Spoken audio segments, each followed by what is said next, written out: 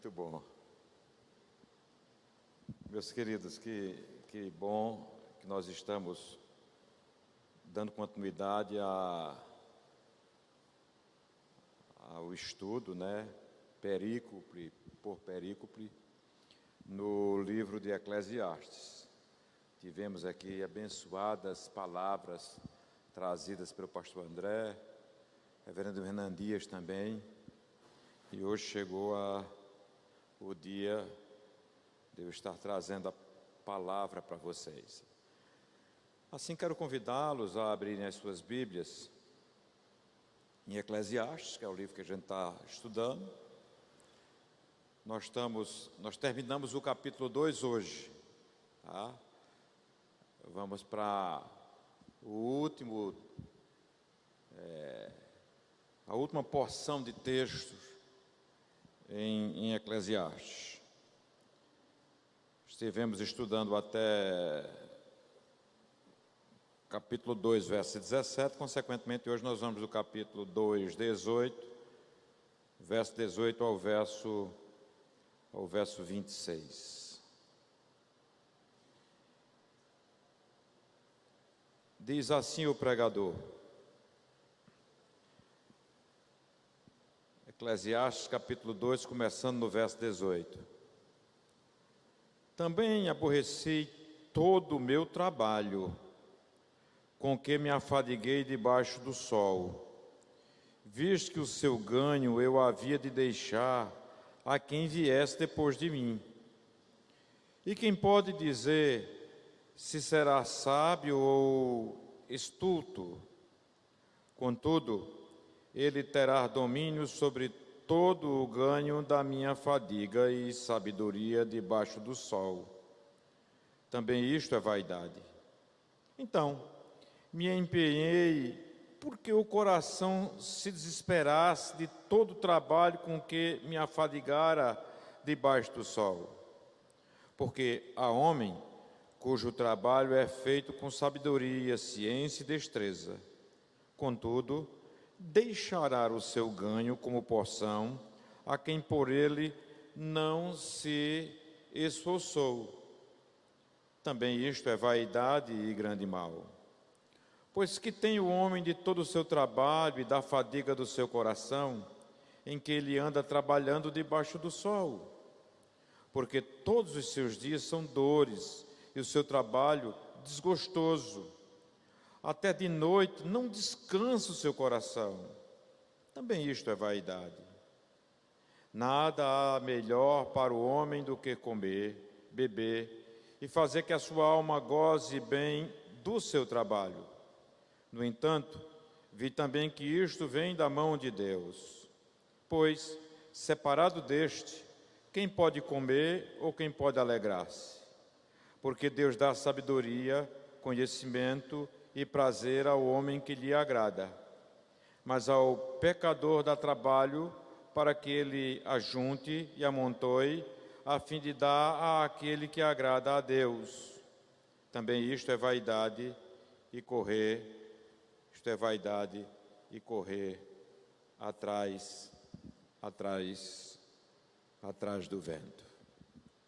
Eu quero pedir permissão a vocês para introduzir a palavra de hoje, trazendo um exemplo pessoal.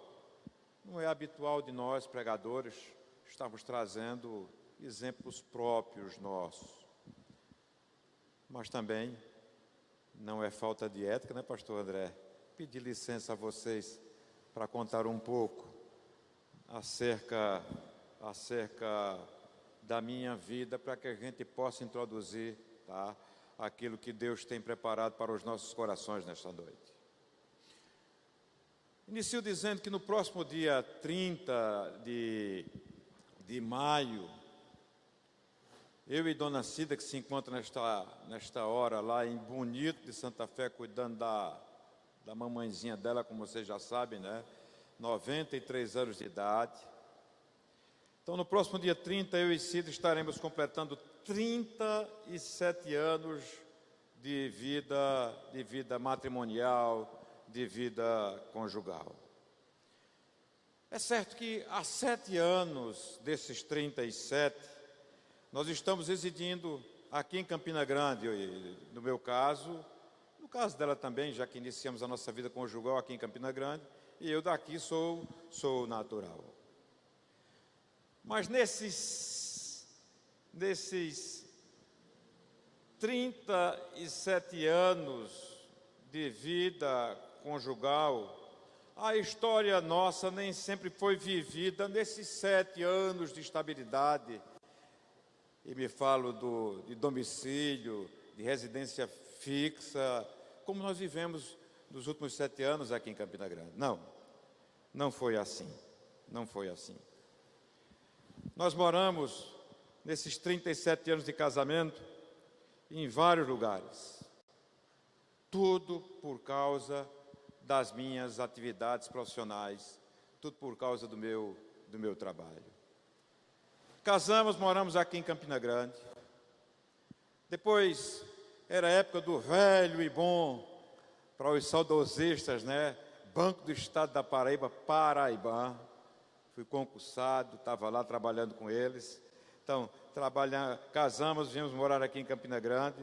Depois fui para Fortaleza, assumir desafios no banco, no Paraibã, lá em Fortaleza. O banco fecha, a gente volta para Campina Grande, onde aqui eu entro numa outra empresa, deixo o banco, entro numa outra empresa, e aí tem uma vírgulazinha. Eu havia passado e sido nomeado para um concurso público no Tribunal de Justiça, minha área, uma das minhas áreas de formação é em Direito, e a direção que eu recebi de Deus, orando, etc., era só chegar lá, tomar posse, foi de assumir desafios, fazer o contrário do que muita gente faz hoje, assumir os desafios da minha carreira profissional na iniciativa privada. Quando todo mundo quer entrar nos concursos, né, eu fui pela outra porta. Disse, não vou assumir concurso, eu vou para os desafios na vida privada.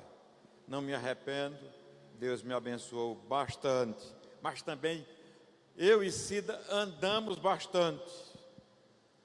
Daqui de Campina Grande, a empresa nos mandou para o Maranhão, moramos em São Luís. De lá, a empresa nos envia para Fortaleza, para novos desafios em Fortaleza. De Fortaleza vim para João Pessoa, de João Pessoa fui para Maceió, é um tour do Nordeste, né? De Maceió fui a Recife, onde ali eu encerro as minhas atividades, me aposento, e é por isso que há 7 anos eu estou aqui. Mas o fato é que nesses 37 anos de vida matrimonial, nesses 37 anos de casados, nós moramos em 18, é isso mesmo, em 18 residências. Tá? Em 18 endereços residenciais diferentes. Todos, evidentemente, motivados por mudanças em função daquilo que o texto de hoje nos chama, em função do trabalho. A vida, assim, digo eu, nunca foi fácil para nós, para eu e para a Cida, como não tem sido fácil para você, né? Para você que se encontra aqui nessa noite, para todos nós que estamos aqui a refletirmos nas Sagradas Escrituras. E eu, quando olho para os jovens da nossa igreja, né, gente que está começando a carreira, ainda há pouco eu conversava com o pastor André, disse assim, pastor André, quando o senhor tiver com 62 anos, como eu estou hoje, aí o senhor vai olhar para trás e vai dizer assim, como Deus foi providente, porque assim Ele tem sido comigo. A gente conversava sobre isso no gabinete pastoral, antes de virmos cultuar, louvar a Deus nesta noite.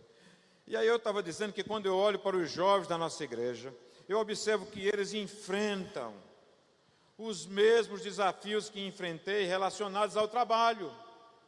Sim, você jovem que me escuta, que está aqui nesta noite, não é? E aí eu me refiro não só aos jovens adolescentes, não é? Mas em especial aos casais jovens, né? Aquilo que a gente costumava chamar, em uma das igrejas que eu passei, a turminha que está ali entre 20 e 30 anos. Se é que quem tem mais de 30 não é jovem, né? de forma nenhuma, penso eu que é. Mas eles enfrentam os mesmos desafios, eu estava dizendo, que eu enfrentei relacionados ao trabalho. Isso é, ser aprovados em processos seletivos, quer seja em concursos públicos, quer seja nos dificílimos processos seletivos das empresas privadas. Eu tive, e certamente os jovens precisam se identificar com uma área de atuação específica, né? Vejam que eu falo para vocês que eu tenho uma formação em Direito, mas também tenho uma formação em Administração de Empresas, sou pastor, quer dizer, já aí são três atividades, né, de atuação que eu tenho. Os jovens, como eu na época, pensavam em ganhar o suficiente para manter a vida e constituir um novo núcleo familiar. Aí estou falando para aqueles que estão aí namorando, etc., estão noivando, que já estão começando a pensar na vida A2, num futuro breve, ou penso eu, né, no máximo a médio prazo. Nesses anos, os jovens de hoje, penso eu, que terão que suportar a afronta de colegas de trabalho. Não é fácil, né? Tem umas figurinhas por aí, né, que não é brincadeira. Quando as figurinhas não somos nós, né? Porque a gente só acha que os defeitos estão nos outros, mas às vezes está na gente também, tá? Então, a gente suporta afrontas de colegas de trabalho e de chefes, né? Será que ainda existe chefe hoje? Porque hoje o moderno RH fala em líder, né? Já não é chefe nem líder. A turma da academia sabe, em facilitador, né? Em facilitador para que as pessoas elas realizem aquilo que efetivamente as empresas desejam através dos seus objetivos. E aí, os jovens como eu terão que dar conta da sobrecarga de multiatividades, e hoje a gente tem que ser cada vez mais ecléticos, tá? Os jovens passarão por processos de admissão, por desligamentos, né?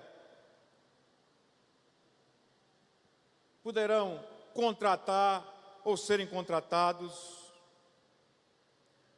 poderão, como aconteceu comigo depois que aposentei, né, migrar de empregado para empreendedor, que é o que eu faço hoje, além da atividade pastoral. Enfim, na vida, vocês, como muitos, ou a maioria daqueles que aqui se encontram, irão ganhar e perder em relação às suas atividades profissionais, em relação ao seu trabalho. Irão bater metas, vibrar com as conquistas, com as metas alcançadas, com os êxitos do trabalho, daquilo que se pensou, que se planejou de uma forma estratégica e que se obteve após certo tempo, mas também hão de frustrar-se quando estas metas, quando esses objetivos deles não são atendidos. Enfim, como eu, do trabalho, vocês irão alegrar-se com as conquistas e chorar, sim, chorar com as derrotas. É isso que nós vemos ao longo de Eclesiastes. Queridos, nas exposições em Eclesiastes que ouvimos nas últimas semanas, nós tivemos a oportunidade de observar que o pregador vem refletindo acerca da vida e da morte, tentando entender as coisas e como é que nós teremos satisfação nessa vida. É isso que a gente tem visto aqui nas últimas semanas.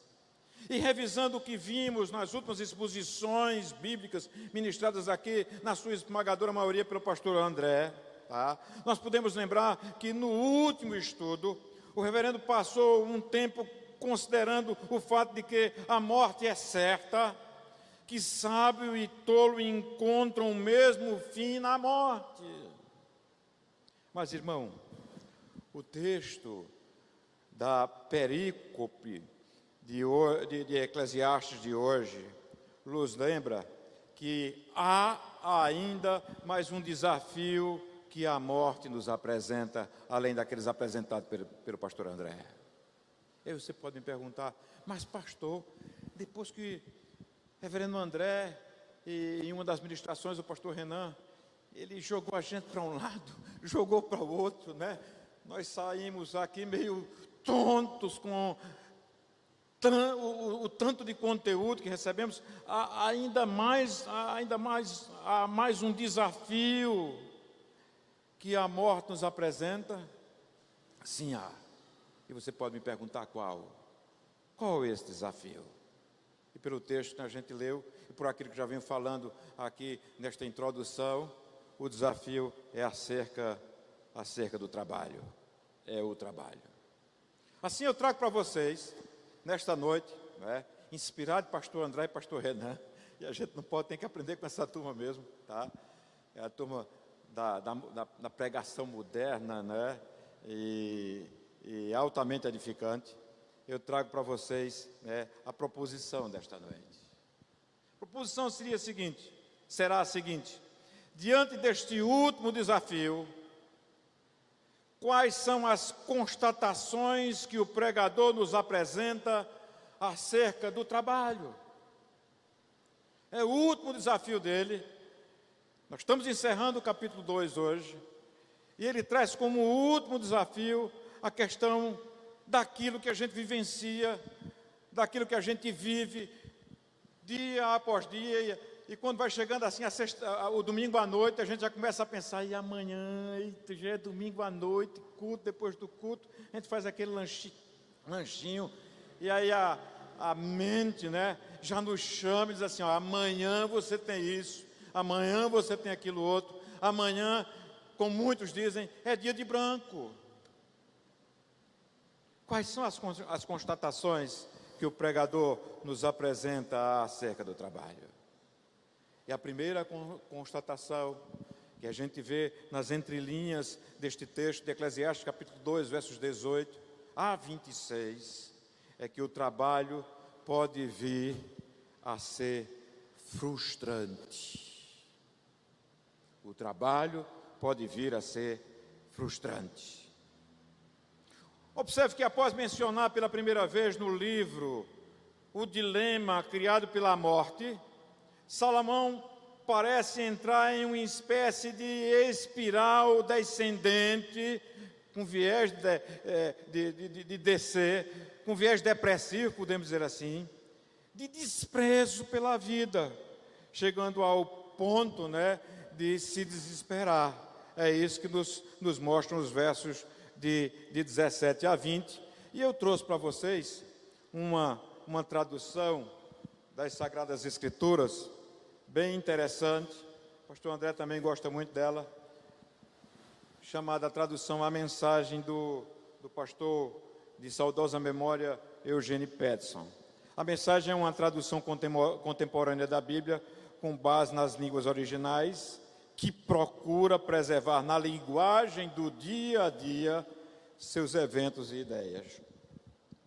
Aí o que é que ele nos diz aqui, no capítulo 2, começando no verso 17, indo até o 19, ele diz assim: por isso, passei a odiar a vida. Abra seus ouvidos e veja, tá? Eu até sugiro você deixe de lado um pouquinho, escute essa tradução aqui. Olha como ele diz assim: por isso, passei a odiar a vida. Por isso, passei a odiar a vida. Tudo que se pode concluir é que o que acontece na Terra não faz o mínimo sentido. É tudo inútil e nadar contra a maré. Odiei tudo o que realizei e até o que acumulei. Não posso levar nada mesmo. Terei de deixar tudo para os que vierem depois de mim. Não importa quem sejam eles, ficarão com tudo que ganhei, com todo o meu tão sofrido trabalho. Isto não faz o mínimo sentido. É uma tradução contemporânea bem legal, não é? Eu amei essa tradução. Mas o reverendo Renan Dias, que esteve pregando aqui por esses dias, inclusive em Eclesiastes, nos ajudando aqui nessa missão dura que nós temos, tá? Ele comentando esse fato, o fato do desprezo da vida por parte de Salomão, ele diz o seguinte: Salomão emprega, mais uma vez, o verbo desprezar, o qual, em outras versões da Bíblia, foi traduzido por odiar, e a gente viu isso aqui com Peterson na Bíblia em linguagem contemporânea, não é? Ao contemplar o trabalho pelo qual tanto se esforçou debaixo do sol, o rei de Jerusalém foi tomado por ódio. Mas por que ele foi tomado por ódio? E aí Renan, ele sentencia. Foi tomado por ódio primeiro porque Salomão despreza o trabalho, porque ao morrer ele não levará nada consigo. E aí ele diz, terei que deixar tudo para trás, no verso 18. Em segundo lugar, ele é tomado por este ódio, porque explode com ódio do trabalho, porque alguém ficará com tudo que ele fez. Mas eu trabalhei tanto, e não vou ficar com isso para sempre comigo. Os meus herdeiros ficarão com fruto de todo o meu trabalho. E aí o verso 19a diz, e quem pode dizer se ele será sábio ou tolo, aquele que há de herdar o fruto do meu trabalho? Será que ele será sábio? Será que ele será tolo? Como é que ele vai gastar toda esta riqueza, todo este patrimônio, toda esta vasta herança? E em terceiro lugar, segundo o pastor Renan, o rei Salomão despreza o trabalho, porque seu sucessor, seja ele sábio ou tolo, terá domínio sobre tudo que ele construiu. Ele diz, não é justo, mas não é justo mesmo. Eu usei de todos os recursos, de toda a minha inteligência, potencializei o máximo para que esse patrimônio ele crescesse. E agora, o que é que meu herdeiro vai fazer? Não sabia ele que quem herdou, não é? Não fez boa coisa com a herança recebida de Salomão, no caso do seu filho, Roboão, mas aí é outra história.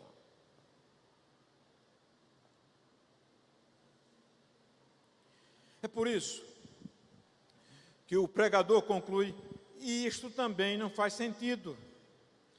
Continua o pastor Renan. E aí ele diz, a sabedoria humana é bel, é uma palavra hebraica que significa que a sabedoria humana é vapor, a sabedoria humana é fumaça, a sabedoria humana é neblina. Ela surge, mas ela também desaparece rapidamente.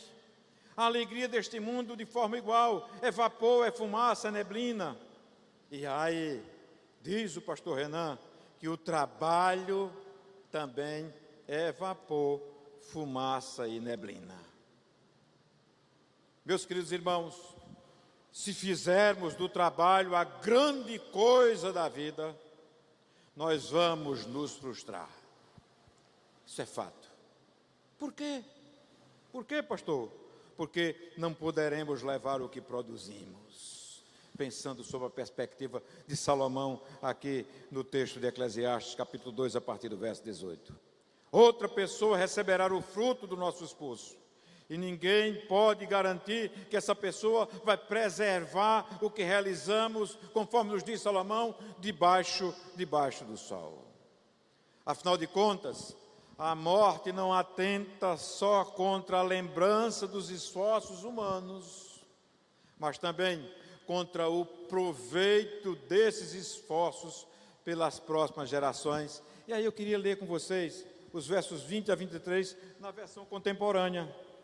Nessa versão que eu estou trazendo para vocês, olha o que é que Salomão diz na perspectiva da versão contemporânea de Eugene Peterson. Foi quando parei. Rapaz, são os outros que vão herdar e vão usufruir de tudo isso que eu construí. Aí ele diz, foi quando parei. Entrei em desespero e pensei em desistir de tudo. Qual o sentido de trabalhar tanto? Não é um absurdo trabalhar feito um condenado. Eu achei interessante essa linguajar aqui, esse linguajar dele aqui. Não é um absurdo trabalhar feito um condenado e deixar tudo para alguém que nunca fez nada. É doideira total. Ele está bem malucão aqui, viu, pastor André?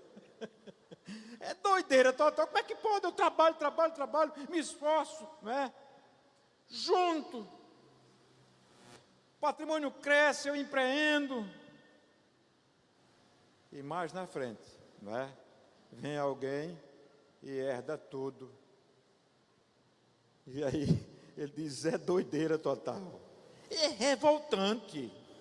Continua Peterson. O que você ganha trabalhando sem parar, é só sofrimento de sol a sol. Nem de noite consigo descansar. E aí a gente se lembra da gente, né?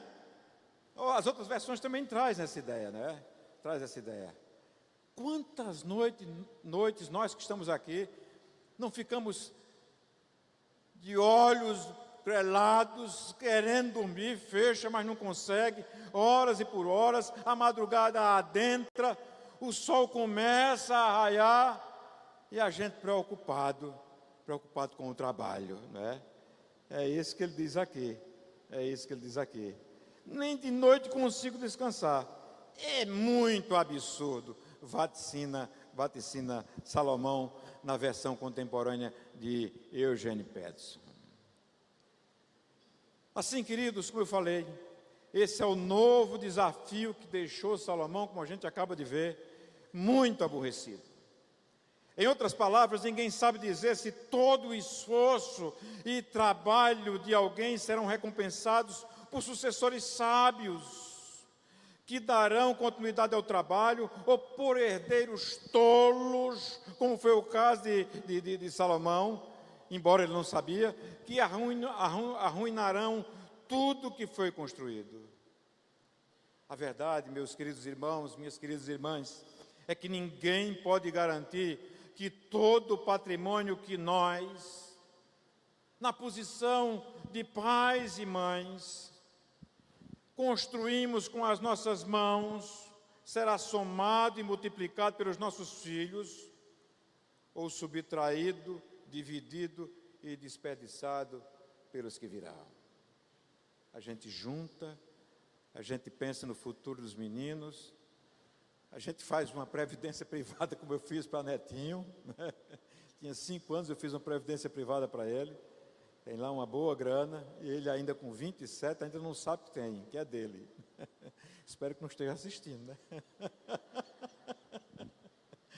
Mas é fato, né? Como é que nossos filhos, né, vão usufruir disso? Essa era a grande preocupação de Salomão. Assim, não é possível afirmar que o trabalho que desenvolvemos em escolas, em escritórios, em consultórios, para aqueles que são da área de saúde, trabalho que desenvolvemos em oficinas, como Nails, que está aqui, não é? Em repartições públicas para a turma que trabalha aí no setor público, quer seja municipal, estadual ou federal. Todo o trabalho que desenvolvemos em clínicas particulares, em igrejas locais, em agências missionárias. Não é possível afirmar que o trabalho que desenvolvemos não será feito ou desperdiçado antes mesmo da nossa morte. Assim que deixamos o nosso posto e que alguém o assuma, será que ele será tão capacitado e competente para construir aquilo que a gente tem construído? Nem mesmo em relação a igrejas, né, que é a praia minha, de pastor André, e dos irmãos conselheiros, presbíteros, que estão no dia a dia com a gente aqui, não é? Nem mesmo em relação às igrejas há garantia.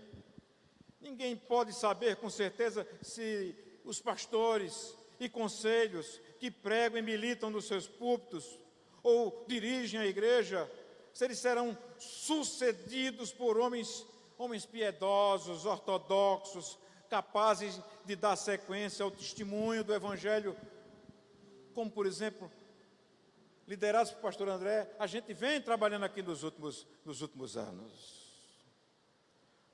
Ou será que seremos, ou esses pastores e presbíteros serão substituídos por homens mundanos e liberais, que arruinarão o testemunho da igreja, como já aconteceu em tantos lugares, inclusive aqui no Brasil, nas últimas gerações. Enfim, queridos irmãos, que proveito há em todo o nosso esforço nessa vida, a ponto de nem sequer conseguimos relaxar por inteiro, como eu falei, à noite, após um dia de trabalho, e será tudo dissolvido em pouco tempo após a nossa partida. Será que vai ser assim? Bem, meus irmãos, esse é o problema criado pela rebeldia humana contra o Senhor, o nosso Criador e regente desse mundo. Foi justamente após a rebelião inicial de nossos pais no Jardim do Éden, que a morte entrou no mundo, arruinando tudo o que havia de belo e de apreciável nesta vida. Arruinou a nossa comunhão com Deus, arruinou a nossa comunhão com nossos entes queridos, arruinou a nossa comunhão com os nossos irmãos, arruinou o clima gostoso dos nossos ambientes sociais. Enfim, o pecado tem feito grandes estragos. E é aqui que a gente entra para a segunda constatação do pregador. Quais são as constatações que o pregador nos apresenta acerca do trabalho? E a segunda é a seguinte: a vida, o mundo e o trabalho não foram criados dessa maneira que conhecemos. Mas essas adversativas não são brincadeira. A vida, o mundo e o trabalho não foram criados dessa maneira que conhecemos, mas tornaram-se assim por conta da pecaminosa rebeldia humana contra o Senhor. Esse é que é o fato.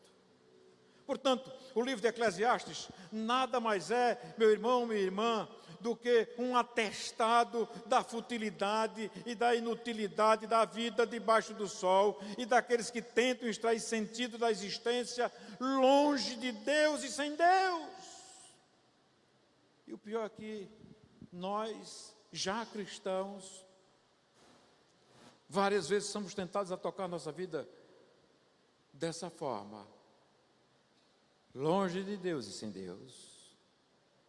Mas, meus irmãos, a Bíblia nos ensina que logo após a queda, como parte dos resultados da rebelião de Adão e Eva, o trabalho passou a ser maldito. É isso que nos diz Gênesis capítulo 3, versos 17 a 19, que eu não vou ler. Assim, segundo o reverendo Emílio Garófalo, a queda fez com que aquilo que seria tranquilo e recompensador, como fruto do nosso trabalho, e foi assim que Deus planejou, se tornasse árduo e frustrante. Aquele que já teve dificuldade com sua empresa, aquele que, no linguajar popular aí, já quebrou e teve que se reinventar na vida, e graças a Deus, o Senhor foi misericordioso, bondoso, você conseguiu se reerguer, sabe muito bem o que estou falando. É como disse Garófalo, a queda fez com que aquilo que seria tranquilo e recompensador se tornasse árduo e frustrante. Agora, como nos diz Gênesis, é necessário suar para comer o pão, do suor do teu rosto comerás o teu pão. E é por isso que a gente dá tão duro. Estou olhando aqui para Manuel e me lembrando dele, né? Como Manuel dá duro. Às vezes tem culto, aquele está escalado, mas deixa que ele está lá em São Bento da Rede. E aí passa uma mensagem: gente, eu estou distante, estou trabalhando, né? E às vezes não é só a igreja, é a família, que ele não pode dar assistência porque está no seu trabalho. E assim nós poderíamos contar outras e outras histórias, vários e vários exemplos, dentre vocês que se encontram aqui nesta noite, que têm que suar para comer o pão. A queda de Adão e Eva, meus queridos irmãos, e por consequência de toda a raça humana, a queda de Adão e Eva em pecado foi desastrosa para a atividade laboral do homem, para o nosso trabalho. A queda, o pecado, a natureza pecaminosa tem danificado diversas coisas no mundo inteiro. E nenhum campo é mais afetado do que o trabalho. É por isso que a gente trabalha tanto e parece que a gente não está trabalhando nada. É por isso que a gente trabalha tanto e colhe tão pouco da nossa visão. É por isso que a gente trabalha tanto e às vezes dá prejuízo, ou muitas vezes dá prejuízo. É por isso que a gente trabalha tanto e quando chega no supermercado, a inflação tomou conta do nosso dinheiro, do nosso rendimento, daquilo que a gente tem para gastar, e a gente precisa cortar algumas coisas da nossa feira. A história contada pela Bíblia é que, embora Deus tenha abençoado o trabalho para que fosse uma atividade gloriosa, por meio de nossos talentos e de seus recursos, isso é, dos recursos de Deus, para a prosperidade do mundo, observa-se, irmãos, que o trabalho sofre com as consequências da desobediência a Deus e da queda da humanidade. Esse é que é o fato. Agora, o trabalho existe em um mundo sustentado por Deus, sim, pela providência de Deus, como a gente tem ouvido aqui, mas desorganizado pelo pecado. Vejam o que o pecado fez. Como podemos observar em Gênesis capítulo 1 e Gênesis capítulo 2, Deus nos criou para o trabalho, sim. Não existe esse mundo, né, que a gente vai viver feito anjos nas nuvens, só louvando a Deus, aleluia, glória, aleluia. Não. Pastor André, quando falou sobre o Apocalipse, ele já esteve ministrando. Da mesma forma que acontecia lá no paraíso com Adão e Eva, onde eles tinham as suas obrigações trabalhistas, tinham o seu trabalho, só que um trabalho prazeroso, um trabalho sem pecado, que a gente não consegue sequer pensar como será esse trabalho. É assim que eu penso que nós teremos mais na frente. Mas Deus nos criou para o trabalho e acabamos descobrindo que o trabalho se torna, em função do pecado, como nos diz Gênesis capítulo 3, verso 17, o trabalho se torna um sofrimento. Do suor do teu rosto comerás o teu pão. O trabalho não é uma maldição em si, porém agora está, juntamente com todos os outros aspectos da vida humana, sob a maldição do pecado. O pecado leva à desintegração de todos os aspectos da vida. Desintegra-se a vida espiritual do ser humano, a vida física do ser humano, a vida social do ser humano, a cultura, o lado psicológico, né, a temporariedade da vida e até a eternidade. Porque uns vão para a eternidade com Deus, mas outros, infelizmente, a Bíblia diz que é a maioria, terão a eternidade maldita, condenada por Deus, longe de Deus, isolado de Deus, em trevas.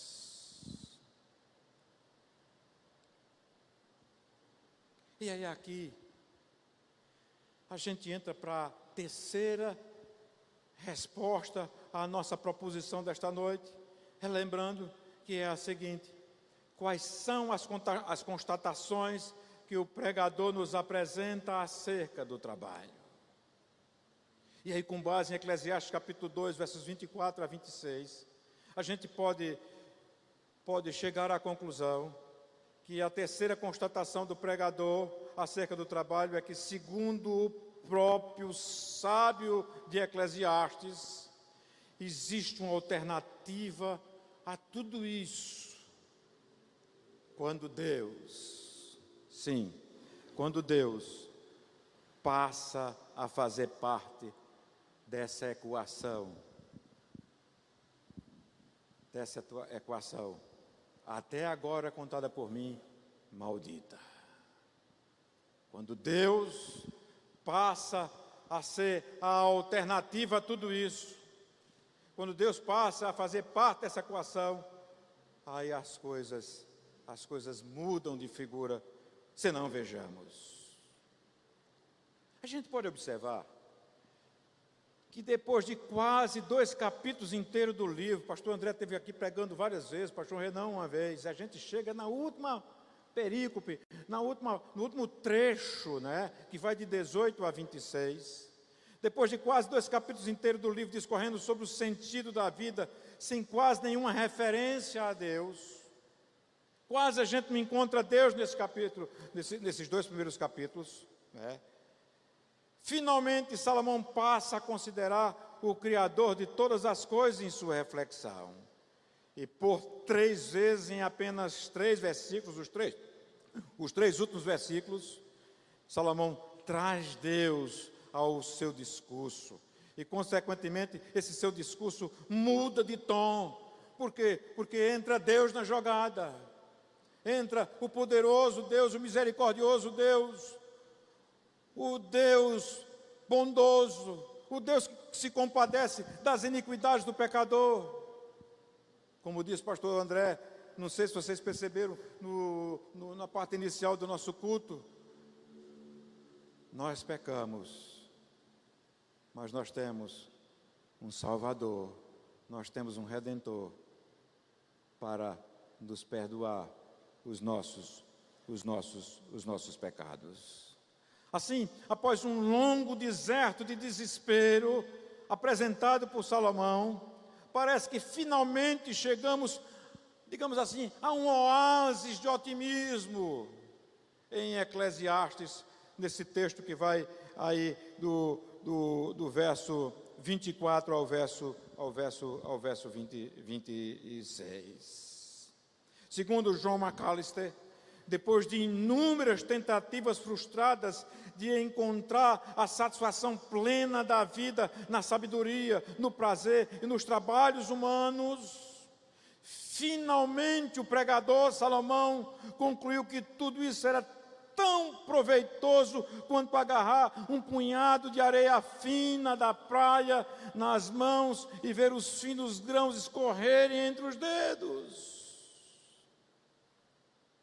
Porém, e se em vez de tentarmos, aí serve para nós, agarrarmos a vida, a fim de encontrar em qualquer uma de suas dimensões e experiências o seu sentido absoluto, se recebermos a vida como uma dádiva, como um presente vindo da mão de Deus, aí a coisa é diferente.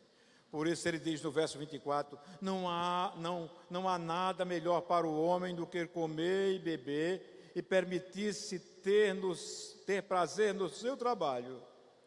Vi que isso também vem da mão de Deus. Vem da mão de Deus. O fato, meus queridos irmãos, minhas queridas irmãs, é que muitas vezes tendemos a ficar pulando de oferta em oferta de emprego ou de empreendimento, aqueles que empreendem.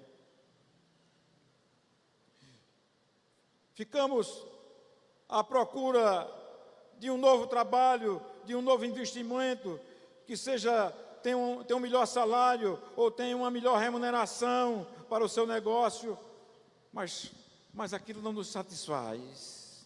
Por isso, se em vez disso aprendêssemos a enxergar a oferta de trabalho ou empreendimento como uma oportunidade dada por Deus para honrá-lo com nossos dons e talentos, penso que a situação seria completamente outra.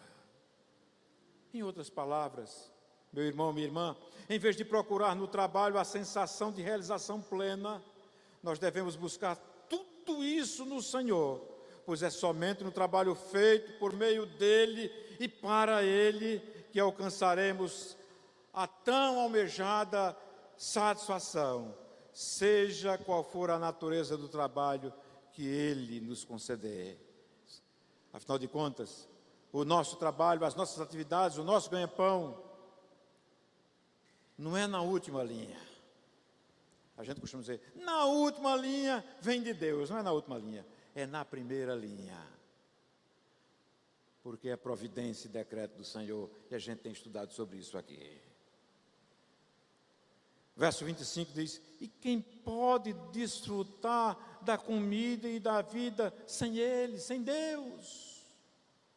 Mas o homem que agrada a Deus. E aí eu pergunto: e qual é o homem que agrada a Deus, senão aquele que se agrada em Deus em primeiro lugar e acima de tudo?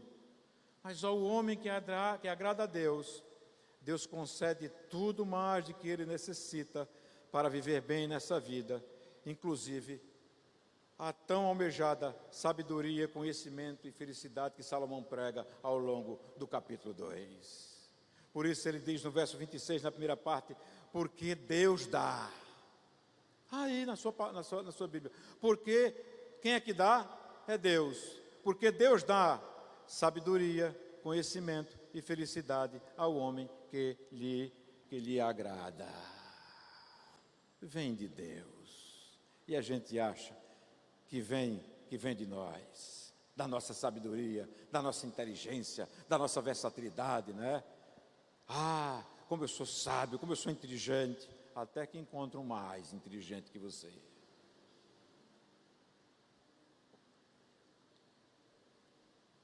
Chegamos, portanto, a uma das principais temáticas do livro de Eclesiastes. Quais são elas, pastor? O contraste entre a futilidade e a felicidade. O contraste entre o vazio e a plenitude. O contraste entre a luz e as trevas. Entre a vida longe de Deus e sem Deus e a vida com Deus. São esses contrastes que dividem o mundo e não tem para onde correr em apenas dois campos. Que campos são esses? O campo dos que desejam viver longe de Deus e sem Deus, para a sua própria ruína já nesta vida, ou o campo dos que desejam viver perto de Deus e com Deus, para a sua própria satisfação, também já nesta vida. E aí eu pergunto: em qual destes dois campos você se encontra, querido, querida, que está aqui na nossa igreja nesta noite, ou que nos ouve pela internet? Em qual deles você deseja estar e permanecer? O fato é a gente está chegando, ou entramos hoje, pela cristandade conhecido como Domingo de Ramos, na semana dita santa, né, onde a cristandade, ela relembra a obra feita por Cristo Jesus, ao morrer por nós e ao ressuscitar. Existe, porém, um homem que se submeteu ao trabalho mais árduo de todos. Mais árduo mesmo que o trabalho de Salomão e de seus ouvintes. Esse homem se submeteu ao trabalho mais árduo de todos, a fim de destruir o poder da morte que impera sobre este mundo caído e corrompido. Ao carregar a pesada cruz até o Monte Calvário, para ali oferecer a vida em sacrifício por nós pecadores, Jesus Cristo sofreu a morte que cabia a cada um de nós, a todos nós. Jesus Cristo morreu para nos perdoar de todas as nossas tentativas fúteis e frustradas de encontrar satisfação, inclusive das nossas realizações profissionais, longe de Deus e sem Deus neste mundo, porque é assim que a gente quer viver. A gente não quer que Deus se meta na nossa vida. E quando o desespero bate, é que a gente corre de joelhos para os pés do Senhor, para os pés do Senhor. Ao ressuscitar dentre os mortos, o Senhor Jesus triunfou sobre a morte. Sim, meus irmãos, o túmulo está vazio, a pedra foi removida e a morte está morta. Ele ressuscitou justamente para nos devolver a vida que perdemos lá no jardim do Éden, a vida plena com Deus na sua presença. Assim, se você ainda não conhece ou nunca despertou para essa nova vida em Cristo, querido, querida, o Senhor a oferece hoje, não como mérito ou recompensa pelos nossos esforços, mas como uma dádiva. Sim, uma dádiva livre e gratuita, paga pelo sangue precioso de Jesus Cristo no Calvário. Uma dádiva que somente pode ser recebida quando nos arrependemos dos nossos pecados e exercemos a fé não em nós, não nas nossas boas obras, mas na obra de Cristo consumada naquela cruz. Está consumado, disse Jesus. Para você que já provou e experimentou a vida com Deus por meio de Jesus Cristo, o Senhor, através desta palavra, promete ainda mais. O fato é que, quando a gente põe a nossa confiança em Deus, quando a gente se alimenta das Sagradas Escrituras, do Deus soberano que a gente encontra nela, do Deus providente para conosco, do Deus que nos amou apesar de sermos o que nós somos, ao ponto de enviar Cristo Jesus para morrer por nós, nós podemos ficar livres da ansiedade e da angústia de encontrar sentido da vida neste mundo. Por quê? Porque nós temos Cristo Jesus conosco. E o nosso prazer de beber, comer e trabalhar será em Cristo Jesus. O nosso prazer em conhecer e aprender mais sobre a vida neste mundo será o prazer de sermos guiados pela sabedoria e pelo conhecimento de Deus, conforme nos mostra o verso 26. Isto é, comendo e bebendo, trabalhando e estudando, ou fazendo qualquer outra coisa, podemos e devemos fazer tudo para a glória de Deus e com gozo em nosso coração, pois este é o propósito de todo homem aqui na terra, principalmente o cristão. Como bem resumiu o apóstolo Paulo, portanto, meus amados irmãos, sede firmes e constantes, sempre atuantes na obra do Senhor, sabendo que nele o vosso trabalho não é vão. Eu comecei com um depoimento pessoal, das minhas andanças, das minhas lutas, dos meus 18 endereços residenciais, das várias capitais onde morei aqui no Nordeste. Foram 32 anos trabalhado em 2 organizações, morando em 18 endereços residenciais. Aquele tempo não foram tempos fáceis, ao contrário, tiveram um custo enorme de desgastes físicos, emocionais, familiares, acadêmicos e espirituais.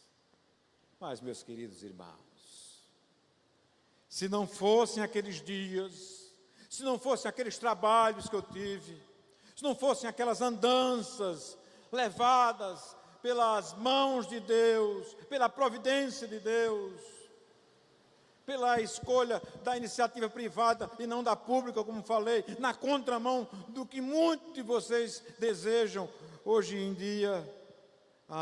Se não fossem aqueles dias, essa semana, por exemplo, eu não teria orado por Luciana, Guilherme e seu filhotinho Dante. Vocês não conhecem.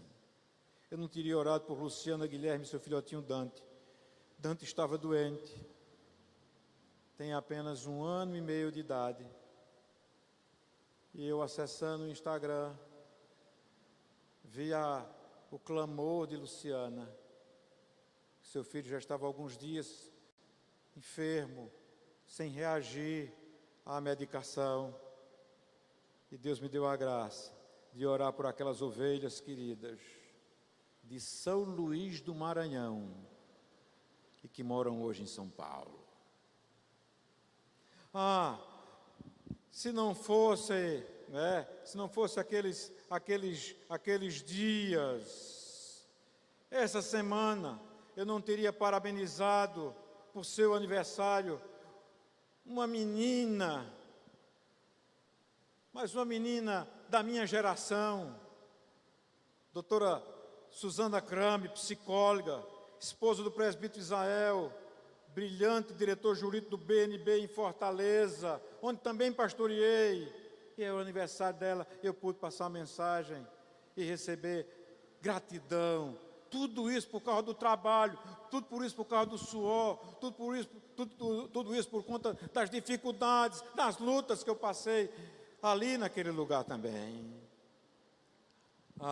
Se não fossem aqueles dias, eu não teria vibrado com o batismo nas águas que aconteceu domingo passado, do meu querido amigo, agora irmão em Cristo, não era quando trabalhou comigo, engenheiro Antônio, diretor do Detran em Maceió, Alagoas.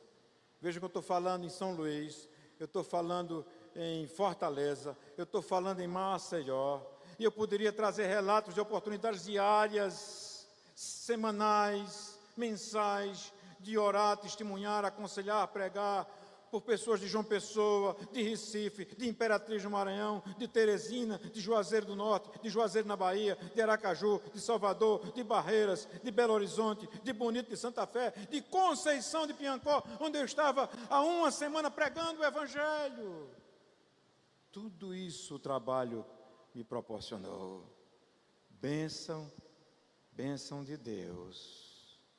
Gente que vivia nas trevas e hoje anda em Cristo Jesus.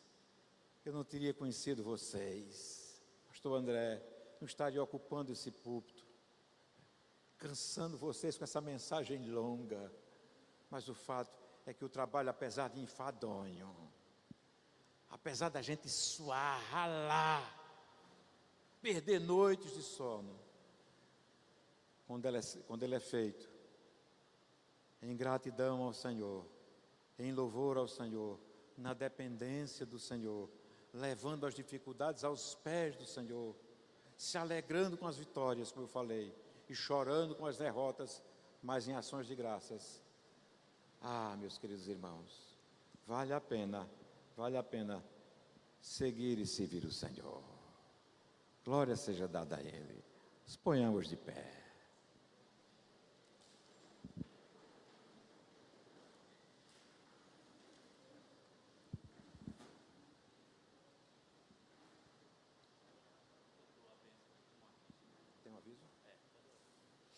O pastor André está pedindo que vocês, após a oração e a bênção, vocês sentem que ele tem um último aviso, né? Tá bom?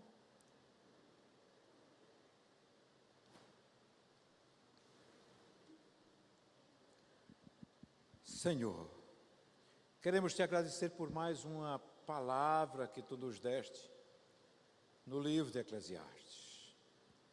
Queremos te louvar pelas ricas lições, pelos aprendizados, que nos mostram que a vida, Senhor, a vida é dura e tem uma razão de ser dura. É dura por causa do nosso pecado. Sim, por causa do pecado que adentrou no mundo. Mas nós te louvamos porque aprove a Ti providenciar a nossa redenção e nos comprar pelo preço do sangue derramado por Cristo Jesus na cruz do Calvário. Meu Senhor, nos conceda a graça, sim, a graça de trazermos à nossa memória estas grandes realidades, sim, acerca da Tua redenção, acerca da Tua presença conosco, acerca da Tua salvação, Senhor, acerca de Tu seres o nosso Senhor, apesar de sermos o que nós somos. Abençoe o Teu povo, lhes dê uma semana abençoadíssima, Senhor, na Tua presença, pois nós te oramos no nome dEle. Amém. Que a graça do nosso Senhor e Salvador Jesus Cristo, o amor de Deus, o nosso eterno, bondoso e poderoso Pai, a comunhão e as consolações do Espírito Santo sejam derramadas sobre todos nós, desde agora e para todo o sempre. Amém, queridos. Assenteis.